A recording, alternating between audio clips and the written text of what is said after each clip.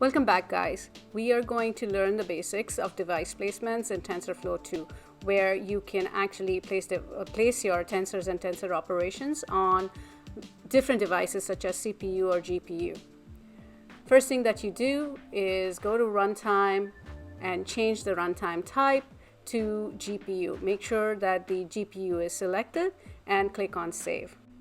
We'll be comparing matrix mathematics as well as compiling and training a model on GPU versus CPU and comparing that performance. Before jumping into the code, let me request you to subscribe to the channel and like this video. Now let's jump right in. First, we start by loading our libraries, and we have the usual suspects over here. We are loading TensorFlow, we are loading NumPy, we are then loading time, and then we're going to load all the libraries related to creating the model, compiling it, and fitting it. Let's run the cell, and we can see now that it will print the TensorFlow version number as 2.8.2. Next, we can list all the physical devices associated here using the tf.config.list_physical_devices call. And when you run this, it is going to print out all the physical devices that are associated.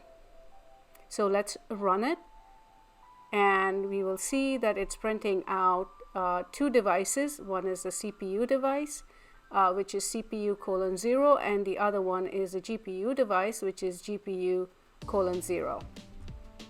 The list physical devices call can also take an optional parameter, which is device type, and if you specify GPU as a device type, it will print out the name of the GPU device, and if you call it with the CPU device type, it will print out the name of the device for CPU.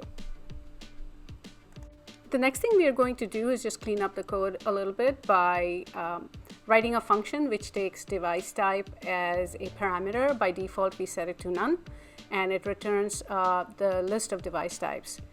And here we've done that, and we use the function to print out the different devices in different ways.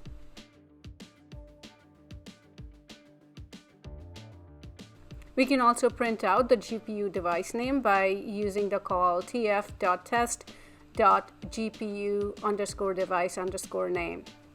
And here we see when we run that call, we get the device name for the GPU, which is GPU:0. Next, we can check what device a tensor is allocated to by using the .device property. Let's create a random tensor, tensor_x, and examine what device the tensor is associated with. Over here, when we run this call, we see that the tensor_x is associated with GPU:0 device. In addition to that, we can also examine whether a tensor is allocated to a particular device. So if you notice over here, we are using the ends with call on the tensor to figure out if the tensor is allocated to the said device. The next thing we are going to do is we are going to perform matrix operations using either device placement on the GPU or a CPU. Let's write two functions, one for matrix addition and one for matrix multiplication.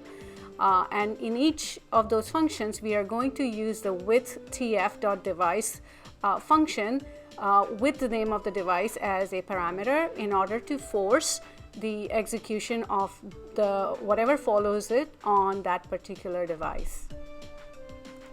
In each of these functions, we are going to loop through the respective matrix mathematics or addition or multiplication 10 times.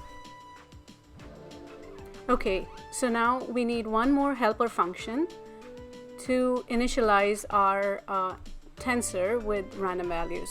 So here's our init tensor function, which returns a tensor.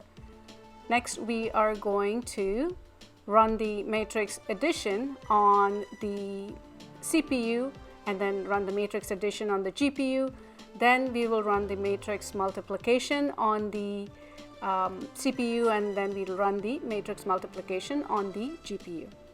Let's examine its results. We can see that the execution on the GPU is faster than the execution on the CPU for both the matrix addition as well as for the matrix multiplication. Next, we are going to compare the performance of compiling and training a model on the MNIST database on the GPU versus the CPU. If you've enjoyed the coding session thus far, please make sure you subscribe and like this video. Now let's jump right into the code of loading the MNIST database, making it a little smaller so that our training time is shorter, and normalizing the training and the test data. Okay, so the next step is to create the model. Let's define a function called get_model, where we build a simple sequential model with multiple layers of conv2d and maxpool2d layers, followed by a flat layer and 2 dense layers. The final layer is going to be the prediction layer with activation as softmax. It returns a model. Let's run this. Okay, next we are going to write a function to compile and fit the model. This function is going to take the string name as a parameter.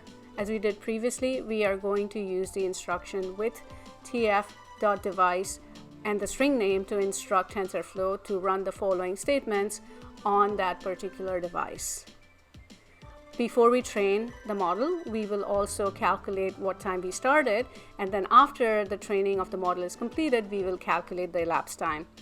After calculating the elapsed time, we will print that elapsed time on the standard output.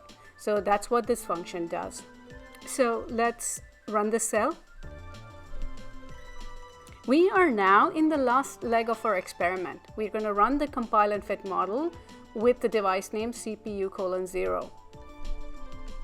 The last thing left to do now is to run the compile and fit model using the device CPU:0 and then using the device GPU:0 and compare the results on how long it took, each of those calls took. Okay, let's run these calls.